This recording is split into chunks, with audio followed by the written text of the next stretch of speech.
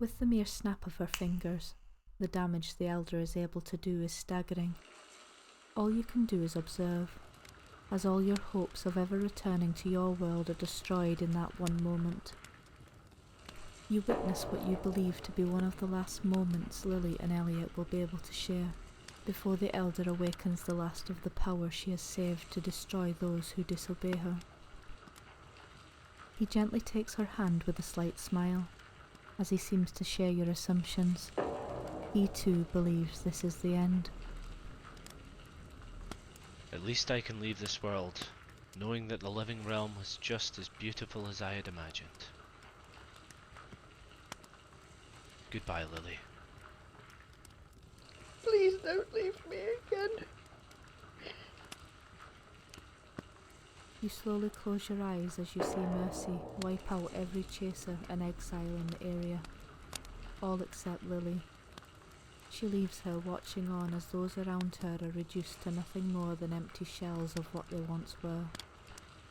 No, Mercy, please, please, stop this.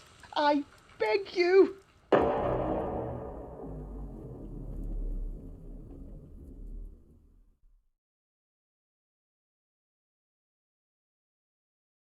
All of a sudden, the world is silenced around you. Have you too become the victim of Mercy's power? You begin to open your eyes. Was this it? The void of emptiness the Elder explained, floating through nothingness. The end of it all. You see nothing but white. No sound, no gravity, nothing.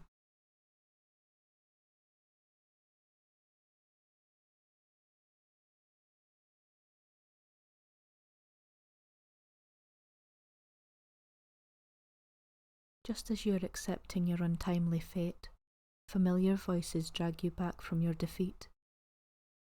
The familiar voices of the former unknown protector, who could have done so much. Frederick, and Elliot, the chaser who was true to his word until the end. Between them, they could have worked such wonders. You hear their voices, but see nothing.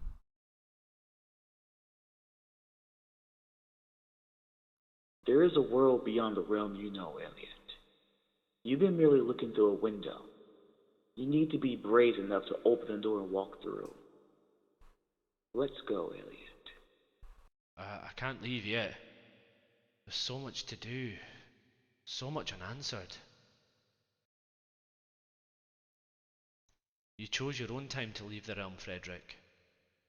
You feared the uncertainty of remaining. I will not let your sacrifice be in vain, as much as I shall miss you, my friend.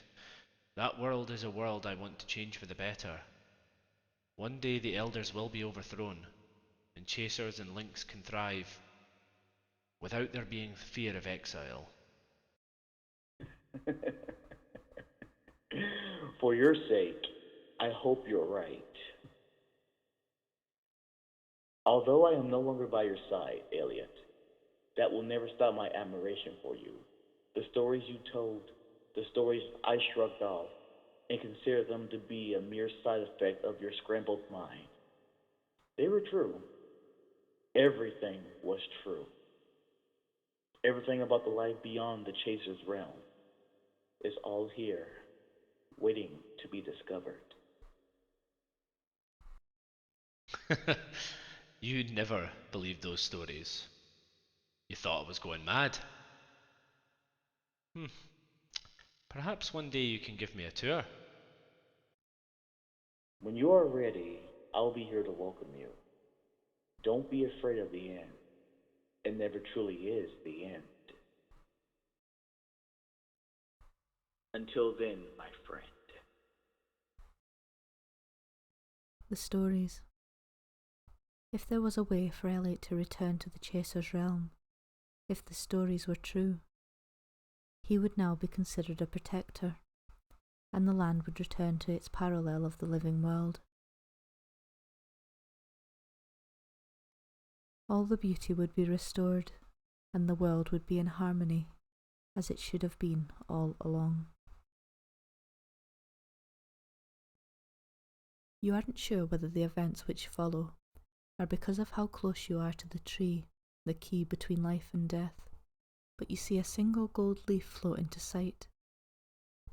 You gently reach out your hand and let it delicately drift down onto your outstretched palm. You feel a warm sensation flood throughout you, and in the blink of an eye, you are once again in the presence of Mercy, alongside Elliot, Lily, and Rosalind. Lily stares in amazement as she watches Elliot's once dull eyes flicker back to life, before Rosalind is quick to question if she too had visited the unexpected chasers seemingly watching over them. Elliot, you saw them, didn't you? The beings from beyond this realm. Mercy knows what this means. She knows an elder has no chance of taking on a protector. Impossible. I'm afraid so. You know what that means for you and the other elders, don't you, Mercy? I suggest you leave. Now. You may have the higher ground right now, but soon, as time goes by and this ever-changing world deals you a deadly hand, we shall return. And when that happens, not one chaser will be left to dwell within the world we recreate. With her last haunting words, she once again disappears, this time with greater ease, as the magic slowly begins to return to the world around you, bringing with it the once vibrant foliage, and for the first time, the hope of brighter times ahead for this realm. With the feeling of safety restored, and the world in a state of slow repair, the questions are free to flow. What are you talking about? Beings from another realm? Surely you've been here long enough to know the story of the Protectors, Lily. They look to Elliot for his take on the tale. I told Frederick the same tales I was told when I first entered this realm. The chaser who accepted me told me of another world, a final resting place. Although the thought of that seemed too good to be true, I still listened to the stories. Once a chaser lays eyes on one of the beings from beyond this realm, the title of Protector is bestowed upon them. Up until now, the elders have had control over this world. But now, Protectors walk amongst them. The tables have turned. He turns to face you with a smile spread across his face. You've been here too long. The living world isn't finished with you just yet. I'm sure our paths will cross again one day. Until then, my friend.